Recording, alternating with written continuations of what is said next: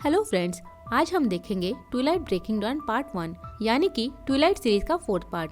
Friends, अगर आपने इसके पहले के 3 पार्ट्स को नहीं देखा है तो आप प्लीज उसे देख लीजिए, लिंक हमने डिस्क्रिप्शन में दे दिया है।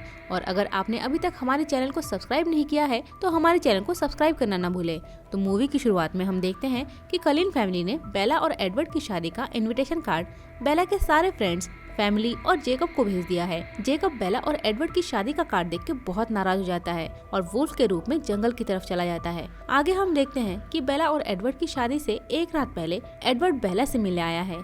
एडवर्ड बेला को बोलता है कि मैं नहीं चाहता हूँ कि तुम वैम्पायर बनो, क्योंकि एक वैम्पायर को जिंदा रहने के लिए दूसरों को मारना पड़ता है। इसके बाद एडवर्ड अपने वैम्पायर बनने की शुरुआती कहानी सुनाता है कि कार्लाइल ने जब उसे वैम्पायर बनाया था उसके बाद उसने कार्लाइल के खिलाफ विद्रोह कर दिया, क्योंकि कार्लाइल उसकी भूख पे पाबंदी लगाता था। इसीलिए कुछ सालों तक वो अपने बूते पर ही रहा। वो जानना चाहता था कि शिकार करना कैसा लगता है, वो जानना चाहता था कि इंसान के खून का जायका कैसा होता है, लेकिन उसने सिर्फ उन लोगों को मारा जो दूसरों को नुकसान पहुंचाने का इरादा रखते थे। ये सब सुन के बेला उसे दिलासा देते हुए बोलती है, एडवर्ड, वो सब हथियारे थे, तुमने जितने लोगों को मारा उससे कई ज्यादा लोगों को बचाया है। वो एडवर्ड को आगे बोलती है कि जिस तरह तुम अपने आप को कंट्रोल करते हो उसी तरह मैं भी अपने आप को कंट्रोल करूंगी, तुम परेशान मत हो। इसके बाद एमिट और जैस्पर एडवर्ड को बैचलर पार्टी के लिए बुलाने आते हैं। एडवर्ड उनके साथ चला जाता है। अगले दिन हम देखते हैं कि आज बेला और एडवर्ड की शादी है। बेला के पेरेंट्स जब उससे मिलने कलिन के घर पर आते हैं तब उसके पिता वहाँ बहुत सारे ग्रेजुएशन कैप देख के हैरान हो जाते हैं, लेकिन बेला की माँ इस बात को इग्नोर कर देती है। बेला के पेरेंट्स उसे एक हेयर पिन गिफ्ट करते हैं जो कि उसकी दादी का है। इससे बेला बहुत खुश हो जाती है। आगे हम देखते हैं कि बेला रेडी होकर अपने पिता के साथ सारे गेस्ट के सामने जाती है। बहुत सारे गेस्ट को देखकर बेला थोड़ा घबराते हुए एडवर्ड के सामने पहुंचती है। चार्ली बेला का हाथ एडवर्ड के हाथों में सौंपता है और इस तरह से सभी की मौजूदगी में बेला और एडवर्ड की शादी हो जाती है। शादी की रात कलिन फैमिली की तरफ से एक बहुत अच्छी पार्टी दी जाती है। सभी बारी बारी बेला के बारे में कुछ न कुछ बोलते हैं। एडवर्ड बेला के पास आके बोलता है कि तुम्हारे लिए एक गिफ्ट है। वो बेला को जेकब से मिलवाता है। बेला जेकब को देख के खुशी से उसे गले से लगा लेती है। जैसा कि हमें पहले ही पता है कि जेकब बेला को पागलों की तरह चाहता है, लेकिन बेला सिर्फ और सिर्फ एडवर्ड को ही चाहती है। उसकी शादी की बात सुन के दुखी होने के बाद भी बेला की खुशी की खातिर वो उससे मिलने आया है। इसके बाद जेकब और बेला दोनों मिलकर डांस करते हैं। जेकब बेला को बोलता है, मुझे खुशी है कि तुम्हारे वैम्पायर बनने से पहले मैं तुमसे मिलने आया हूँ। मैं तुम्हें इसी तरह याद रखूंगा। तुम्हारी ये गुलाबी गाल, तुम्हारे साथ डांस करना और तुम्हारी धड़कनों को। इस पर बेला जेकब को बोलती है कि एडवर्ड और मैंने डिसाइड किया है कि मैं वैम्पायर नहीं बनूंगी। ये सुनते ही जेकब बेला पे बहुत गुस्सा हो जाता है। वो उसे बोलता है कि इंसान और वैम्पायर का मिलन कभी नहीं हो सकता, इससे तुम्हारी जान भी जा सकती है। उसी समय एडवर्ड आके जेकब को शांत होने को बोलता है और सैम भी अपने साथियों के साथ आके उसे वहाँ से ले जाता है। पार्टी खत्म होने के बाद बेला और एडवर्ड अपने हनीमून के लिए रियो रवाना होते हैं। वो लोग अपने हनीमून को बहुत एंजॉय करते हैं। वो एक यार्ड से एक आइलैंड के एक बहुत सुंदर रिजॉर्ट पे जाते हैं, जहाँ वो दोनों अपनी पहली रात एक साथ गुजारते हैं। शुरू में एडवर्ड बेला के साथ इंटीमेट नहीं होना चाहता, क्योंकि इससे बेला को नुकसान हो सकता है, लेकिन बेला के जोर देने पर वो राजी हो जाता है। हम देखते हैं कि अगले दिन दोनों एक साथ बहुत अच्छा समय बिताते हैं। इस तरह से दोनों उस आइलैंड पर कुछ दिन बिताते हैं। अचानक एक दिन बेला की तबीयत कुछ खराब होने लगती है। बेला तुरंत समझ जाती है कि वो प्रेग्नेंट है। एडवर्ड ये सुनकर बहुत हैरान हो जाता है। वो तुरंत ही डॉक्टर कार्लाइल से बात करते हैं। बेला उनसे बोलती है, मुझे पता है कि ये इम्पॉसिबल है, लेकिन मुझे लग रहा है कि मैं माँ बनने वाली हूँ। एडवर्ड बेला के हाथ से फोन लेते हुए डॉक्टर कार्लाइल से पूछता है कि उन्हें अब क्या करना चाहिए। डॉक्टर कार्लाइल उनसे बोलते हैं कि जितनी जल्दी हो सके तुम दोनों वापस चले आओ, हमें एबॉर्शन करना होगा। एडवर्ड तुरंत अपना सारा सामान पैक करता है। तभी वहाँ काम करने वाली एक औरत आके बोलती है कि बेला के पेट में जो चीज है उससे उसकी मौत भी हो सकती है। एडवर्ड बेला को बोलता है कि तुम्हें कुछ नहीं होगा, डॉक्टर कार्लाइल इस चीज को निकाल देंगे। ये सुन के बेला समझ जाती है कि एडवर्ड उसे एबॉर्शन के लिए बोल रहा है, लेकिन बेला अपने बच्चे को मारना नहीं चाहती।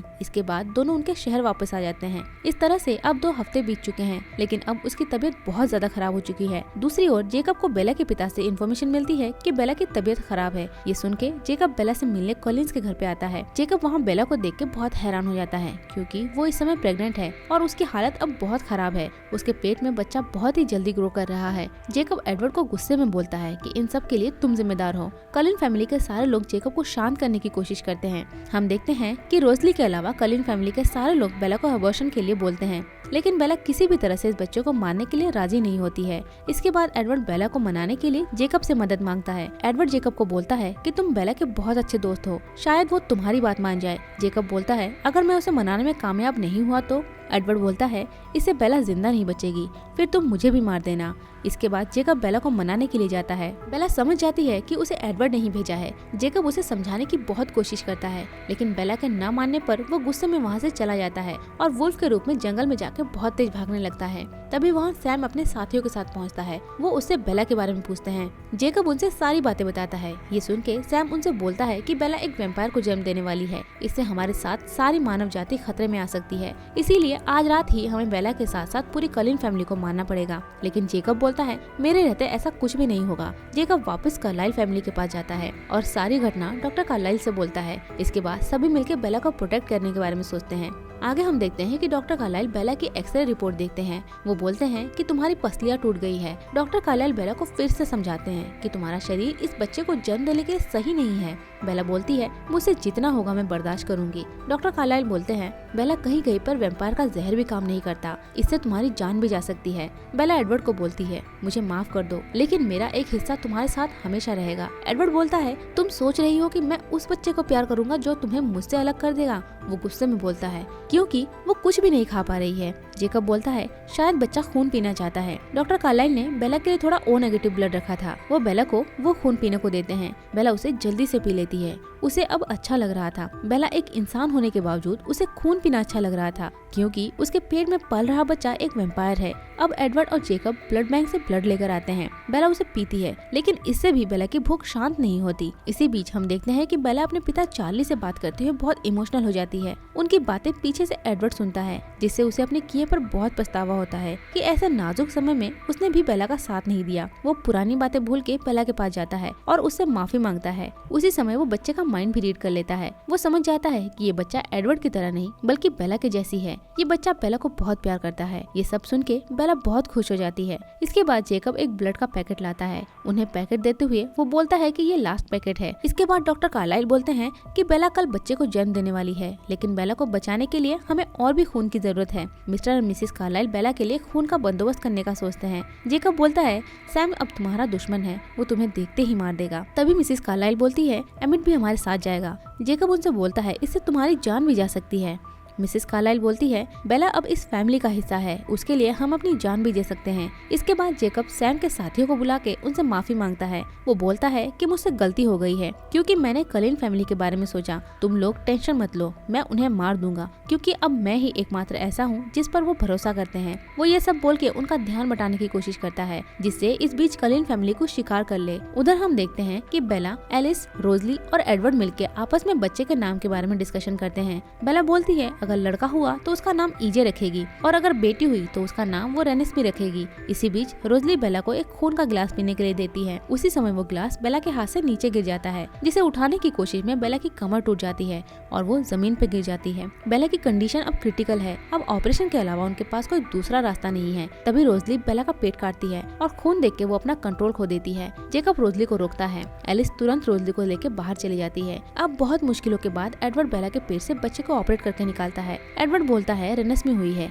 ये सुन के सभी बहुत खुश हो जाते हैं, लेकिन उसी समय बेला की धड़कनें धीरे धीरे बंद हो जाती है। बहुत कोशिशों के बाद भी बेला को होश नहीं आता। एडवर्ड रेनिस्मी को रोजली को सौंप देता है। जेकब बेला को बचाने के लिए एडवर्ड को बोलता है कि तुम बेला को वैम्पायर बना दो। एडवर्ड बेला को वैम्पायर बनाने के लिए अपना जहर इंजेक्ट करता है, लेकिन इसके बाद भी बेला कोई हरकत नहीं करती। ये सब देख के गुस्से में जेकब एडवर्ड को बोलता है कि मैं अब तुम्हें नहीं मारूंगा, क्योंकि तुम्हें अब बेला के बिना ही जिंदा रहना होगा और यही तुम्हारी सजा है। जेकब बाहर आके बहुत रोता है। उधर एडवर्ड बेला को इस हाल में देख के बिल्कुल टूट चुका है। वो बेला को बचाने की बहुत कोशिश करता है, इसीलिए वो बेला के हाथ, पैर, गर्दन हर जगह काटता है, जिससे किसी भी तरह वो वैम्पायर बन जाए। दूसरी तरफ जेकब को रोता हुआ देख के सैम सोचता है कि शायद बेला मर गई है। उधर अंदर रेनिस्मी रोजली के पास है। जेकब सोचता है कि रेनिस्मी ही बेला की मौत का जिम्मेदार है। वो गुस्से में उसे मारने के लिए अंदर आता है। वो रेनिस्मी की आंखों को देख के फ्यूचर इमेजिन करता है कि ये बच्ची किस तरह से जल्दी जल्दी बड़ी हो रही है।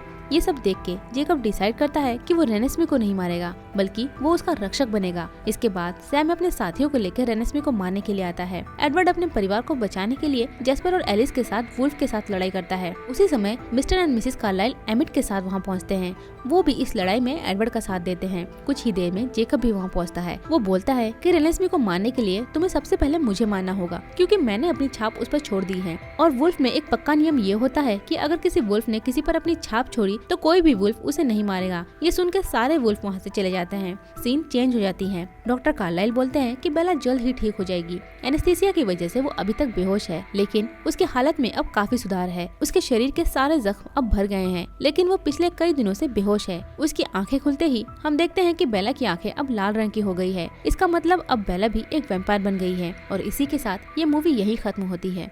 तो फ्रेंड्स, कैसी लगी आपको ये कहानी कमेंट में जरूर बताएं और साथ में ये बताना ना भूलें कि इसके बाद आप कौन सी मूवी की कहानी को सुनना चाहेंगे। जल्द ही मिलते हैं इसके नेक्स्ट पार्ट के साथ। तब तक के लिए बाय बाय।